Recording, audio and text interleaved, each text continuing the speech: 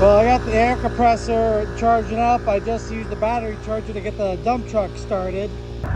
So dump truck is running now. I gotta put some air in the tires later. I got my backhoe started. I gotta definitely put air in the front right tire. But what I'm doing today, loading up those millings to fix some of the washout of my driveway here. Once I get that done, I gotta fire up my bulldozer and spread it out and kind of compact it a little bit. Things you were able to do back in the day with millings like this is once you spread it out, you can spray it with diesel fuel and then use a roller to compact it, and it would come out like a brand new paved driveway. But DEP and everybody kind of cracked down on that stuff, so you can't do that anymore. So I'm just going to do the best I can to spread it out, compact with a dozer. There's also a trick with lime that you can spread lime on it, spray with water, then roll it. That works pretty good also. There's a few other things you could do. There's the citrus acid you can use. That's still allowed. But for this, just for a little driveway, I don't need much. So get this warmed up here. Now, when I say warmed up with these old backhoes, I actually mean the hydraulic fluid. Because it's pretty cold out today, so you gotta like exercise the hydraulic fluid a little bit, get it circulating a little bit. That helps warm up some of the hoses and seals, so when you start picking up heavy weight and stuff, you don't crack or blow out any hoses or anything like that, or starve the hydraulic system with fluid because the fluid is too thick. They go through the pump and filter. So if I was doing a lot of driving, I would have to do the same thing with the transmission. I basically pick up the back end with the stabilizing legs for the backhoe and drive the wheel, put it in gear and let it circulate through the drivetrain, make sure everything is warmed up. During the summer, you don't have to do this. It's just when you start getting around freezing or below. So yeah, the tube in this tire leaks. I gotta put a new tube in it when I get a chance. Yeah, I know the tires are dry rotted, but you know, I can't afford what, like $1,000 for drive tires, you know, and like another $500 for front tires. Sorry, I was trying to beat the sunlight, so I didn't record all of it, but I'll get over there and show you. So I gotta close up my shop. Yeah, I only have weekends off from work, so it's like I got so much to do, you know, and not really enough time in the day. So I got everything kind of put away. I'm going to walk down here and show you what I did. Like, I forgot to do like a before and after type thing. I wanted to show you like loading the dump truck and like do a couple other video clips and stuff like that. So, but the sun was starting to go down. I'm like in a rush, you know, in a hurry to get it done before I have to get ready for work tomorrow morning. So the water was running down through here and washing out the driveway. Now this is going, that's going to be the new driveway. This is going to be the old driveway. It's going to get filled in later on, but I need to at least smooth it up for now to get in and out. And plowing snow over the winter. So this is like the after. Sorry, I forgot to record it for you guys, but there was about a deep ditch right there that got washed out. It was about a foot deep, a little over a foot. So I brought a couple loads of millings down. Used the blade forward to spread it out, then I did like 2 quick back blade passes and good to go. Once you start driving out, it's going to compact down and firm up. This is just for now until I get the other, like move the driveway over. So like here's the old driveway basically. That's going to be the new one. I know it's hard to see with everything, but it's coming together. I also got a pipe to put in like through here to catch water up there and get it down into that storm drain down there, so it's not washing out the road.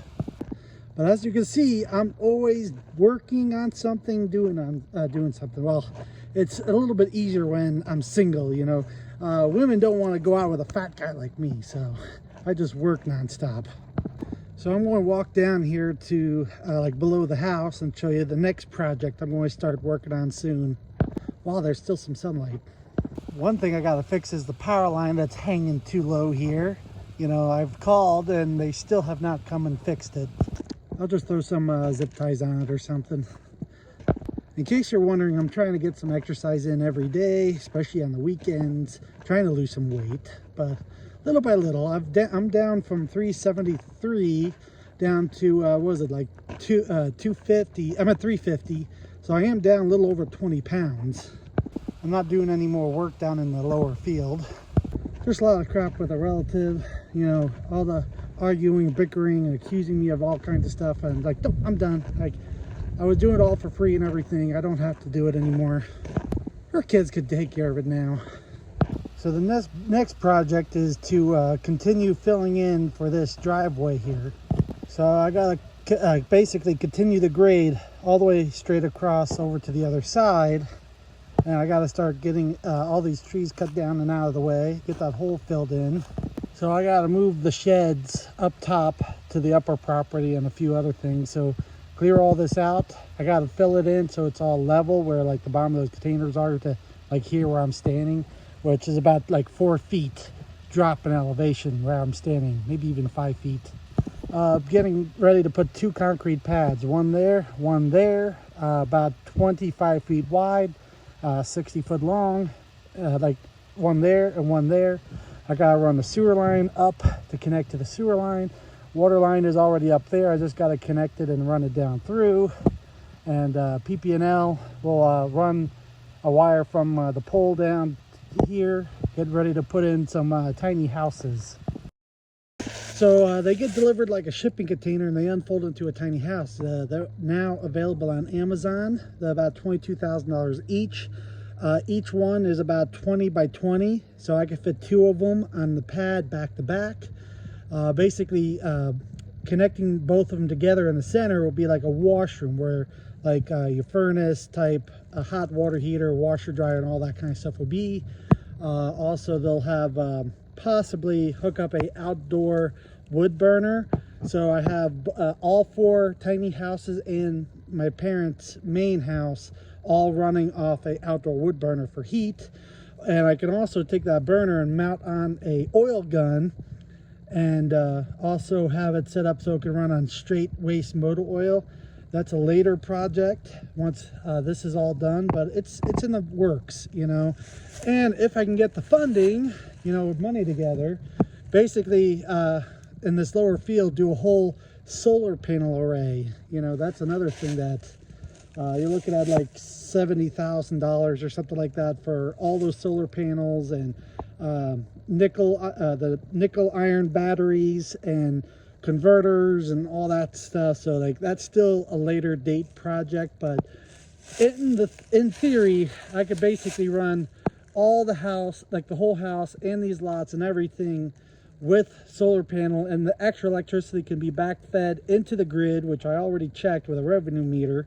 It could be back fed about 50 amps can go back feed into the system, you know. So and then those points that you earn back feeding to the grid, those points could be used to pay for the electricity for my shop and everything up on the upper part of the field, you know, so I don't have to run a wire all the way up there. It's just, like I said, it's all work in progress. Also, some other idea is to do like a greenhouse type thing also in the field. Start doing some more growing, like food and things like that. So basically turning those totes, basically cutting them in half. So you flip one half upside down, the other one stays there, and they make like good, like for potatoes, you fill them up with like a mix of like wood chips and like other organic stuff and dirt. You can grow your potatoes. At the end of the year with my machine, you could just pick them up, dump them right out. Very easy to pick out the potatoes that way instead of trying to dig them out of the dirt, things like that. Other things like more sensitive fruits and vegetables and stuff like that in the greenhouses. I also want to do more apple trees down in the field, like pear trees and things like that. But yeah, lots and lots of ideas and projects.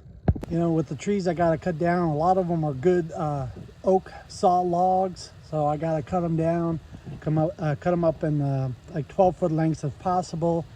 And then everything that's too small or not straight will be just regular firewood. Like that one right there is a great saw log. It's so almost perfectly straight all the way up, nice and thick. That's like a 40-inch, like 40 inches wide on the bottom of that thing. Same thing with that one. That one's almost perfectly straight also. But the way that's leaning, I gotta get the sheds out of here and out of the way. The only thing is going to be a pain in the butt with my machine is to dig up these stumps, especially that one right there. It's possible. I gotta dig around it with the bulldozer and stuff. I can get these stumps out, you know, but that's definitely kind of concerning that that one is so big, so it's going to have a really big root system. So this project is not going to get started quite yet. Probably in the spring after winter I'll start doing all this, but for right now, before it gets too cold, I'll get the driveway filled in. That I could start doing right now. So that's it for today. I'll see you guys later.